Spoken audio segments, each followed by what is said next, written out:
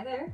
Today we're going to be talking about how to look expensive on a budget. So mostly what not to wear and what little tips and tricks will help make the things you already have look better. I'm Natasha Taskovich. I put out new videos every week on art and fashion. Click like and subscribe in order to join me on this journey. While I talk about this, we're going to be going through the designing of my upcoming collection.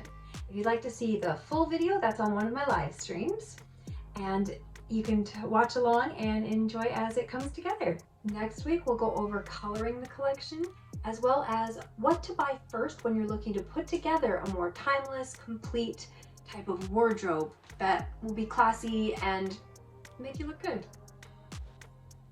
So check that out next week, and for now, enjoy, and let's get going. When it comes to looking like $1 million, there's lots of things you can do that won't break the bank.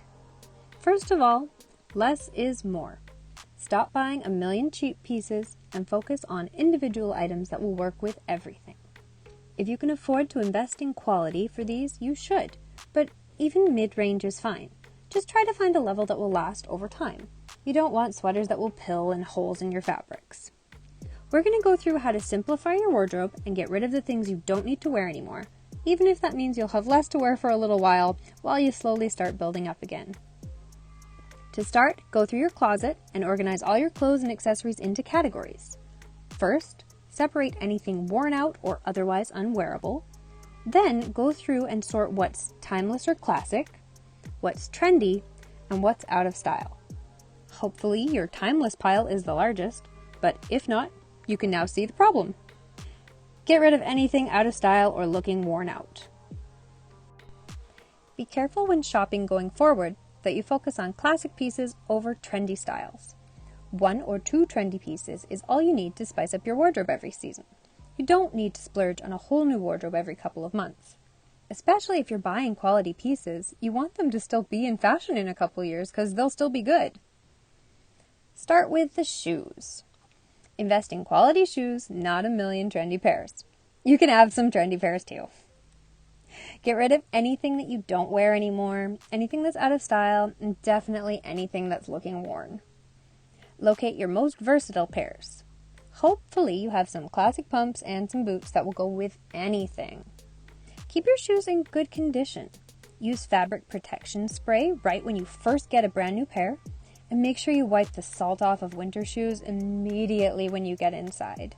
If you're driving, make sure you don't rest the heel of your foot on the car floor, as you'll wear it out, especially with salt. Keep the heel of the shoe on the mat and your toes on the pedal so that the back of the shoe doesn't touch the ground. Also, get your shoes taken care of by a good shoe repair or cobbler. Get the heel tips replaced before they wear down to the metal. If you can hear that telltale click on concrete, you've waited too long. This is doubly important with heels that are fabric covered, as you'll start to damage the heel fabric if it touches the ground. If you have Louboutins, consider getting that red sole replaced with a red rubber bottom, which will also help with grip, as those leather soles can be dangerously slippery. For purses, simple is better here. You don't want anything too crazy, tacky, or detailed. A lot of times, especially on cheaper pieces, all of the extra buckles and straps and fringes and pockets and embellishments, it can look really cheap really quickly. Try to keep to a few structured pieces in just a few sizes, and go bold with the color instead of with prints or details. Watch your shoulder straps for fraying. You might be able to get these repaired or replaced, or it might just be time to let it go when that happens. And don't wear knockoffs. Anything with a fake logo qualifies here. This goes for purses and everything else. Anything that's just designer inspired can get a pass, as long as it is of decent quality inherently. If you wear knockoffs around people who have the real stuff, they're going to be able to tell, even though they won't say so to your face. Save up and buy a versatile real one that will last you a lifetime. Then slowly build up to get more over time. Pick your first one as something that you know you'll be able to wear in different situations. Not just formal, not just casual, and not something that's such a distinct style that you won't be able to wear it in a couple years. Now, you want to make sure your underwear and your bra fits.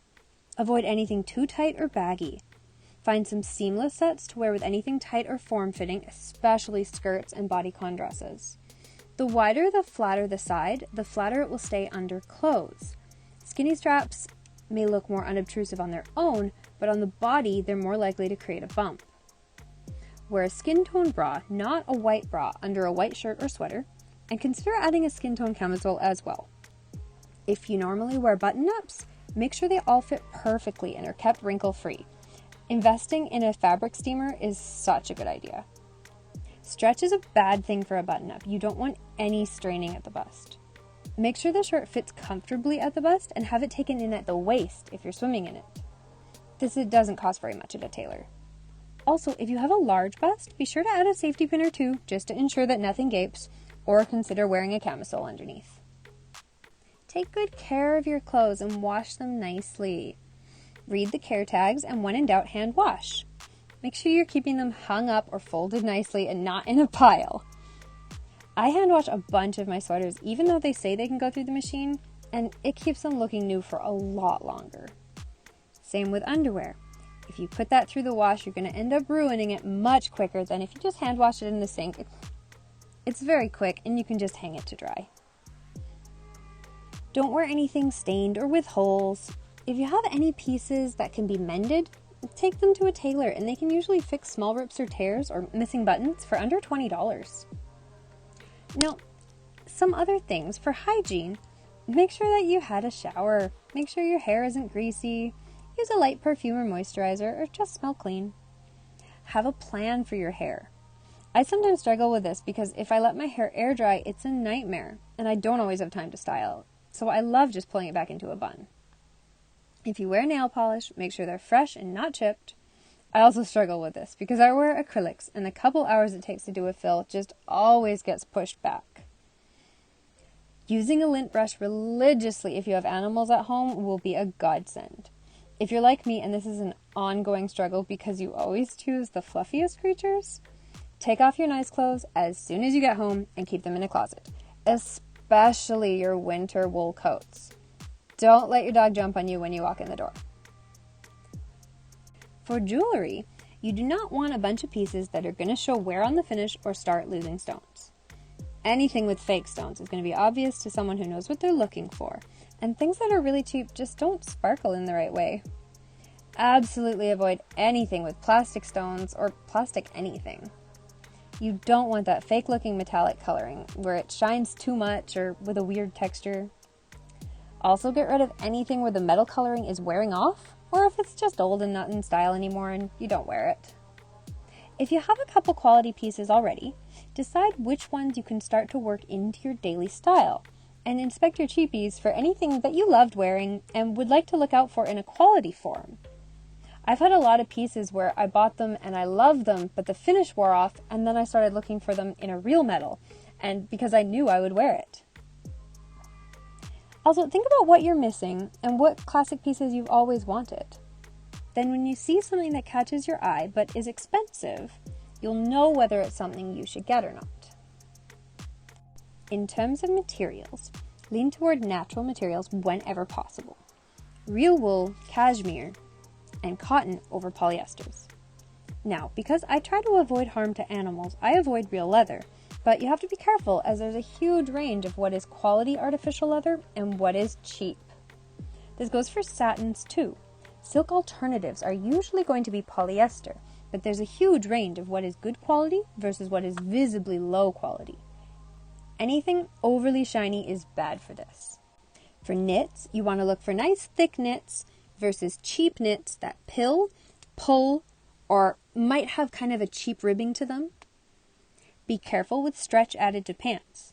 Too much elasticity is going to get stretched out and shapeless. You don't want baggy, saggy jeans. Embellishments.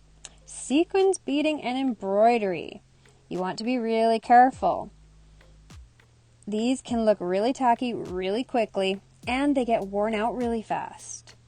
Anything crystal or sparkly on anything designed for day wear is especially suspicious. Evening dresses get a pass for this because 1, nighttime implies a higher level of formality and embellishments are thus more appropriate, and 2, because evening wear doesn't get as much use as day wear, and won't get as worn out as quickly and start to lose the sequins, the crystal beading, etc. There's nothing worse than a shirt or a sweater that's missing half of its embellishments. Even in the case of evening wear, avoid anything glued on. Glitter, crystals, etc. If it's sewn on, it's a much more quality look.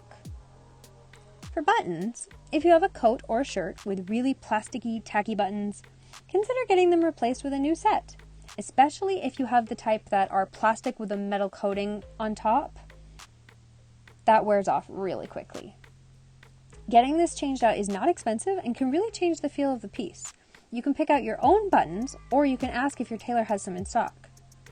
If the buttons have started to droop or hang over time, take your shirt into a tailor to get them re-sewn back on, especially on winter coats where they can really start to hang. Now, for slogans or graphic tees. There is a way to pull this off as kind of irreverent, but this is an advanced technique. And if they're part of your basic wardrobe currently and you're trying to upgrade, I would recommend completely avoiding them for a while. This also goes for cartoon prints, even on pieces like button-ups or dresses. Anything that has words, characters, anything drawn or illustrated is dangerous and I would avoid it. Anything with brand names, etc. goes in this category too. Now, plain t-shirts can be a great way to keep an outfit casual and comfortable, but still classy. Pair a black or white t-shirt with jeans and heels, and it will always look great. To take it up a level, switch the t-shirt for a knit top instead.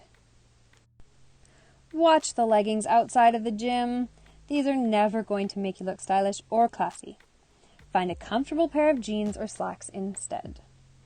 Consider wearing a skirt. This goes doubly for any item that was developed for working out. Leave the hoodies for your runs. Leave your athletic running shoes for sports. Cute streetwear sneakers are different as long as you keep them nice and clean. Very trendy right now. Consider dressing in monotone neutrals to look very chic and on trend right now. All camel, all gray, all cream, or all black will do you far. And the individual pieces will be great for the rest of your wardrobe. Now, my last tip is actually done a lot, but it's still a classic style rule. Try to avoid open-toe shoes with stockings, especially nude stockings. You might be able to get away with black stockings and peep toes, but it's still risky. Stockings imply cold weather and a level of formality, which both lead to closed-toed shoes.